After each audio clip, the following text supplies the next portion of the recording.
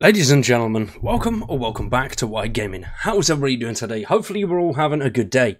If you're not, then it's about to get much better because the Recon update is here. And what we're going to be doing today is going over the patch notes. There is a whole host of bug fixes in this one, which is going to please a lot of the Generation Zero community, myself included. Hopefully these all stand tall and a lot of the major issues have been addressed, but that is yet to be seen. We will find out pretty damn soon. Recon Update is here with some smaller additions and adjustments to the world of Osterton. This one is intended to improve some of the Generation Zero's mid-game features and experiences, which is great, but we do need some more story and end-game content, especially for these Day 1 players, myself included, and a few others out there. We need something to keep us going now. A lot of the revamps that they've done are for the newer players, which is great because it does bring in a lot of new community members, but the older ones, we are stagnating at the moment, which is a shame. Now, we've got quite a bit in store for the rest of this year, some of which was originally intended to be within this update, but due to the size and complexity of some new features and content, we have moved these forward from the Recon update in favour of a more robust and meaningful release to follow. We will have more words on that in the coming dev letters and other communications, but for now, let's get to the core of what's incoming for Generation Zero. So they did say they wasn't going to focus too much on the dev letters. Hopefully, seeing the community respond to that, they have changed that and they will bring back the dev letters. We shall see. One of the main things we will be seeing in the Recon update is a crafting rebalancing. Now, this is something that has been needed for a very long time. I'm glad they're getting onto this, but this is just a snippet of what they are planning to do to the rebalancing of the crafting core mechanics system. There is a lot in there that needs to be fine-tuned and tweaked. Currently, crafting for apparel schematics it's not really worth the resources, and it's not really worth anything. Especially the amount of time it takes you to go out there, gather the resources, gather the schematics themselves. The bonuses and buffs just don't stack up enough to reward you for the grind that you have to put in to get them. So hopefully, with this update, that will change.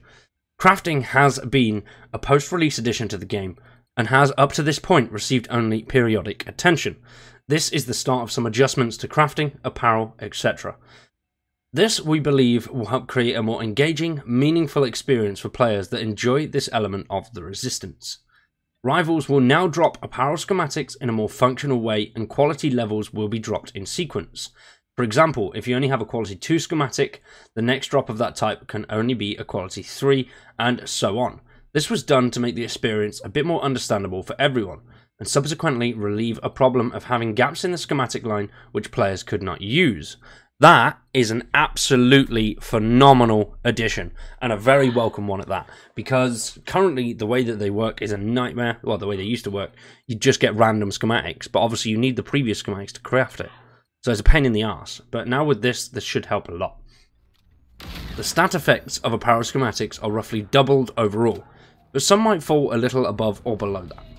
This is dependent on how they scale into the overall experience of players, as some might have been too powerful / imbalanced. So that's a good sign.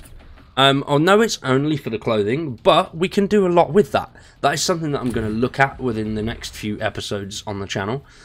Next up is the controversial topic of the update, and that is South Coast control points. I like that they've worded this very differently now.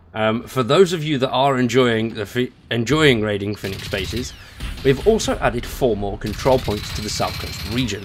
Now 4 is a good number. I think 4 in each region is more than enough. We don't need, I can't remember how many there is in Thingy, but there's a hell of a lot more. There's too many. We don't need as many as we've got. 2 or 3 in each region, 4 tops, perfectly fine. As we continue to welcome new players to the world of Osterton, we also continue to improve their first experience with the story, adding more voiceover and world design elements to improve the next line of missions in the Archipelago region with the Vessel and Bunker Warboard missions.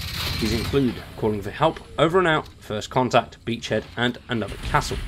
Players can now have a more anchoring and cohesive experience with these improvements, with a better understanding of the story as well as their surroundings. See, once again, I love that they're doing these mission revamps, but as Tenebrous said, no one's asked for these. No one wants them. I mean, some newer players it's great for, but mid/older players, you know, they don't really. I've obviously done the replay through of the story, and other than meeting a few characters, it doesn't really affect much at all.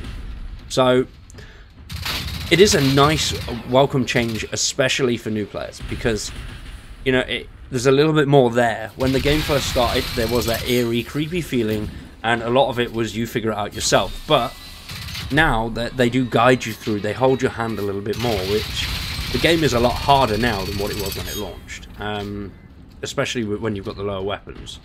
So it swings and roundabouts, really. I think they're cool. New players especially will enjoy them, but if you are an older player as well, you do have to restart the whole game. You have to wipe everything and start from scratch. So it's I think a new game plus with these revamps, that would have been absolutely perfect for everybody. That would have worked out really well for old players, new players, and returning players. A new game plus is something that we need, and we have needed since day one. Hopefully that is something that will come eventually, but we'll see. Now, the additional tweaks and improvements. Quantity is now displayed in the HUD when picking up loot. The increased damage per shot and decrease the fire rate for the Kotanek and the S21 to make them feel more like DMRs. That's alright, that's cool. Increased damage per shot for the 80 WAD to compensate for the small magazine. And the weapon wheel now displays used up items as grayed out in the weapon wheel. Picking up more of the remembered item will automatically place it in your previous slot. Bad luck modifiers added to experimental weapon loot. This means that the chance of getting them increases if you have not gotten them over a number of attempts. Oh, okay. Alright. So I did see a lot of people complaining that they've been trying for hours and hours and hours and haven't got any. To me, that's just that's the luck of the draw, really. You get them or you don't. You got a 50-50 chance, in a nutshell. You get it or you don't get it. Obviously, you haven't got a 50-50 chance, but yeah, I can't remember what the percentage is. But, yeah. I think something like 7%. But that's on each machine. That's not overall. Something along those lines. So, yeah, I mean, that's alright. That's good. It gives a few players, especially players that don't have a lot of them, it will give them a much more of a better chance. So, the credit screen is updated to reflect the current team composition. And vehicles now use the same movement input as walking.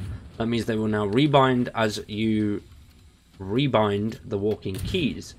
Okay, so like bicycles. I don't know why they put vehicles, because there's only a bicycle. Conspiracy theories. Let me put my tinfoil hat on. Uncle Cow getting his hat out. So, bug fixes. There are a hell of a load of bug fixes. So, community reported issue that everyone has been hating on is the issue where ticks would infinitely spawn from machine corpses and attack other machines, players and structures, causing crashes. That has been fixed. Now, there's loads of other random little bits. Combat fixed an issue where players could take damage from other players using experimental ammo. You bastards! That was not a bug. That was fun. That was not a bug at all. That was... How dare they? I'm deeply offended at that. But, you know, they fixed quite a few little bits. Fixed issues where base is a multiplayer, where the client doesn't get rewards or a pop-up after finishing a wave. Issues where base assault control points cannot get taken over by Phoenix in neither South Coast region nor the Forest. Command center and base assault could not, in certain cases, be killed before shield generators were destroyed. Issues where base defense in I'm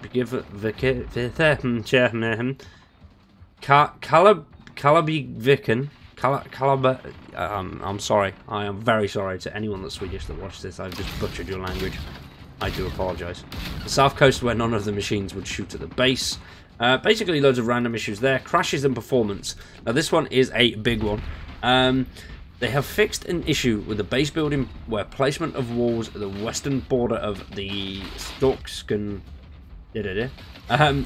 caused permanent save game corruption for some players, and fixed issues where the client would sometimes crash when looting a multiplayer.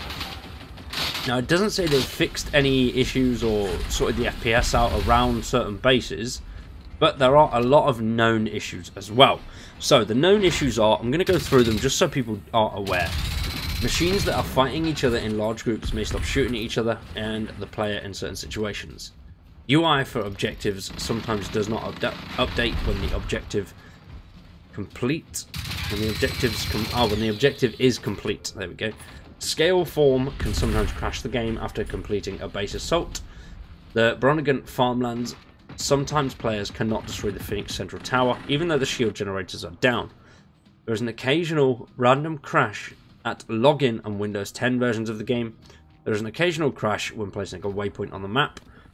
In multiplayer base assault missions can sometimes not update after the host destroys a shield generator. Sometimes base assault reward pools do not match the base difficulty level, and machines can sometimes get stuck on slope hills during base defense in the south coast. Remote controlled explosives sometimes blink their VFX and are not always synced between the host and the clients in multiplayer. So, there we go. Alright. That is it for the patch notes today. What we're going to do tomorrow is check out some of the new bases, see what they look like, and have a little bit of a gander at the actual new schematics and see what they're like, see the differences, see if it actually holds up to anything at all. Hopefully it does. I do have my sights set on some good stuff, so I would very much like to see that working out, but we shall see, we shall see. For today though, we are going to wrap it up there.